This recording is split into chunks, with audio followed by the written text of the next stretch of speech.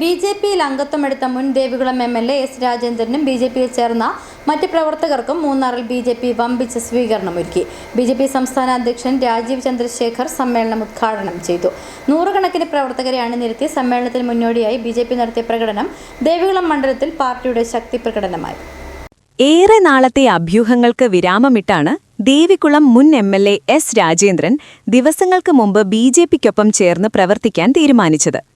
രാജേന്ദ്രനൊപ്പം മുൻ block panchayat president ജി.എൻ. ഗുരുനാഥനും ബി.ജെ.പിയിൽ ചേർന്നിരുന്നു. S. രാജേന്ദ്രനും ജി.എൻ. ഗുരുനാഥനുമടക്കം പുതിയതായി ബി.ജെ.പിയിലേക്കെത്തിയവർക്ക് മൂന്നാറിൽ സ്വീകരണമൊരുക്കി. നൂറുകണക്കിന് പ്രവർത്തകരെ അണിനിരത്തി സമ്മേളനത്തിന് മുന്നോടിയായി ബി.ജെ.പി നടത്തിയ പ്രകടനം ദേവികുളം മണ്ഡലത്തിൽ പാർട്ടിയുടെ ശക്തി പ്രകടനം കൂടിയായി മാറി.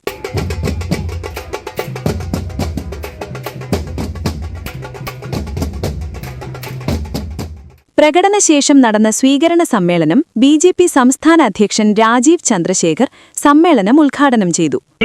ഇവിടെ ഒരു ഇലക്ഷൻ ഉണ്ടാവാൻ പോകുന്നുണ്ട്.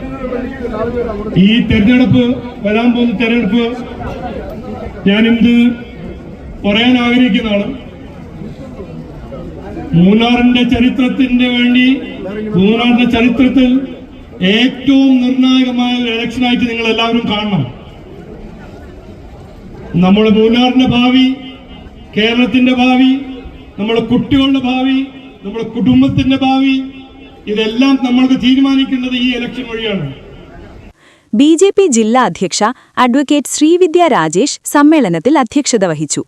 ബി.ജെ.പി സംസ്ഥാന secretary advocate S. Suresh, A N. Radhakrishnan, N. Hari, Manu Prasad, V N. Suresh തുടങ്ങി നിരവധി സംസ്ഥാന ജില്ലാ നേതാക്കൾ സംസാരിച്ചു. ജില്ലയിലെ ആകെ മണ്ഡലങ്ങൾ പരിശോധിച്ചാൽ തങ്ങൾക്ക് ക്രമാനുഗതമായ വളർച്ചയുണ്ടെന്ന് ബി.ജെ.പി കരുതുന്ന മണ്ഡലങ്ങളിലൊന്നാണ് ദേവികുളം. എസ്. രാജേന്ദ്രനെ പോലെയൊരു മുൻ എം.എൽ.എ. ബി.ജെ.പിക്കൊപ്പം ചേർന്ന് പ്രവർത്തിക്കാൻ തീരുമാനിച്ചത് മണ്ഡലത്തിൽ തങ്ങൾക്ക് ഗുണം ചെയ്യുമെന്ന് ബി.ജെ.പി നേതൃത്വം കണക്കുകൂട്ടുന്നു. ഈ സാഹചര്യത്തിലാണ് എസ്. രാജേന്ദ്രനും ജി. ഗുരുനാഥനുമടക്കം ബി.ജെ.പിക്കൊപ്പം ചേർന്നവർക്ക് മൂന്നാറിൽ വമ്പിച്ച സ്വീകരണം ഒരുക്കിയത്. City vision Munnar.